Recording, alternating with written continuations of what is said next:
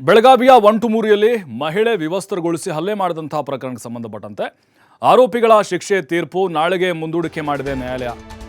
ಬೆಳಗಾವಿ ಹೆಚ್ಚುವರಿ 10ನೇ ಜಿಲ್ಲಾ ಮತ್ತು ಸತ್ರ ನ್ಯಾಯಾಲಯದಿಂದ 12 ಜನ ಆರೋಪಿಗಳ ಶಿಕ್ಷೆ ತೀರ್ಪನ್ನು ಮುಂದೂಡಿಕೆ ಮಾಡಲಾಗಿದೆ. ಪಕ್ಕ ಶಿಕ್ಷೆ ಆಗುತ್ತೆ ನೋಡ್ತಾರೆ. 12 ಜನ ಆರೋಪಿಗಳನ್ನು ವಾಪಸ್ ಕರೆದಿದ್ದಾರೆ ಪೊಲೀಸರು. 2023ರಲ್ಲಿ ಘಟನೆ ಆಗಿತ್ತಿದ್ದು. ಮಗಳು ಓಡ್ ಹೋದ್ಲು ಅಂತೇಳಿ ಹುಡುಗನ ಜೊತೆಗೆ ಹುಡುಗನ ತಾಯಿನ ರೋಡಿಗೆ ಎಳೆದು ತಂದು ಆಕೆ ಸೀರೆ ಉಚ್ಚಿದ್ರು ಇವರು.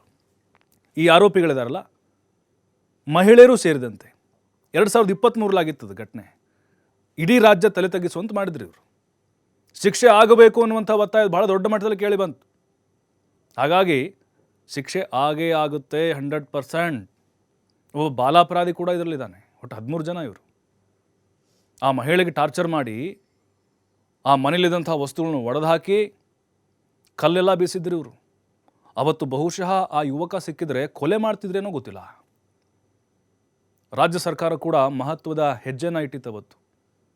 ಭಾಳ ಆಳಕ್ಕೆ ಹೋಗಿ ತನಿಖೆನ ಮಾಡಿ, ಯಾಕೆಂದರೆ ಇಡೀ ಗ್ರಾಮದಲ್ಲಿ ಒಂದು ರೀತಿ ರೌಡಿಸಮ್ ಥರ ಮಾಡ್ತಿದ್ರು ಇವರು. ಮತ್ತಷ್ಟು ಮಾಹಿತಿ ನಮ್ಮ ಪ್ರತಿನಿಧಿ ಶ್ರೀಧರ್ ನೀಡ್ತಾರೆ. ಶ್ರೀಧರ್, ಇಡೀ ರಾಜ್ಯವನ್ನೇ ತಲೆ ತಗ್ಗಿಸುವಂತೆ ಮಾಡಿದಂಥ ಘಟನೆ ಇದು. ಬಹುಶಃ ಶಿಕ್ಷೆ ಪ್ರಮಾಣ ಪ್ರಕಟ ಆದರೂ ಕೂಡ ಶಿಕ್ಷೆ ಆಗಿರೋದಂತೂ ಕನ್ಫರ್ಮ್ ಅನ್ನುವಂಥ ಚರ್ಚೆಗಳು ಶುರುವಾಗ್ತಾ ಇದೆ. ಹಾಗಾಗಿ ಇದೊಂದು ರೀತಿ ಕಾನೂನು ಮೇಲೆ ಜನಸಾಮಾನ್ಯರಿಗೆ ಮತ್ತು ನೋವಿಗೆ ಒಳಗಾದಂಥವ್ರಿಗೆ ನಂಬಿಕೆ ಇನ್ನೂ ಜಾಸ್ತಿ ಆಗುತ್ತೆ ಅಂತ ಅನಿಸುತ್ತೆ.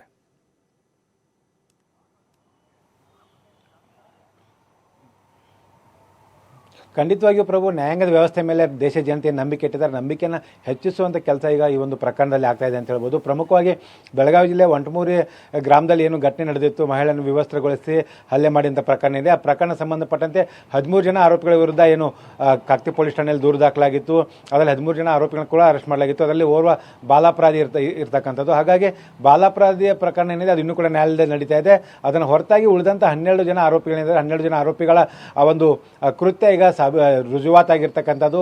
ಕಳೆದ ಶನಿವಾರವಷ್ಟೇ ಈ ಒಂದು ಕೃತ್ಯ ರುಜುವಾತಾಗಿರ್ತಕ್ಕಂಥದ್ದು ಕೂಡ ಒಂದು ಖಚಿತ ಆಗಿದೆ. ಹಾಗಾಗಿ ಅವರಿಗೆ ಶಿಕ್ಷೆ ಖಚಿತ ಆಗಿದೆ. ಆದರೆ ಎಷ್ಟು ಪ್ರಮಾಣದ ಶಿಕ್ಷೆ ಅನ್ನೋದು ಇವತ್ತು ಏನು ಪ್ರಕಟ ಆಗುತ್ತೆ ಅನ್ನೋಂಥ ನಿರೀಕ್ಷೆಗಳು ಇಟ್ಕೊಳ್ಳಲಾಗಿತ್ತು. ಆದರೆ ನ್ಯಾಯಾಲಯ ಈ ಒಂದು ಶಿಕ್ಷೆ ಪ್ರಕಟ ಮಾಡುವಂಥ ಏನಿದೆ ಅದರ ಪ್ರಕ್ರಿಯೆಯನ್ನು ಅದನ್ನು ನಾಳೆಗೆ ಮುಂದೂಡಿಕೆ ಮಾಡಿರ್ತಕ್ಕಂಥದ್ದು. ಇವತ್ತು ಏನು ಹಿಂಡಲ್ಗೆ ಜೈಲಿನಲ್ಲಿದ್ದಂಥ ಆರೋಪಿಗಳನ್ನು ಕಾಕ್ತಿ ಪೊಲೀಸರು ಬಿಗಿ ಭದ್ರತೆಯಲ್ಲಿ ನ್ಯಾಯಾಲಯ ಕರ್ಕೊಂಡ್ಬಂದರು.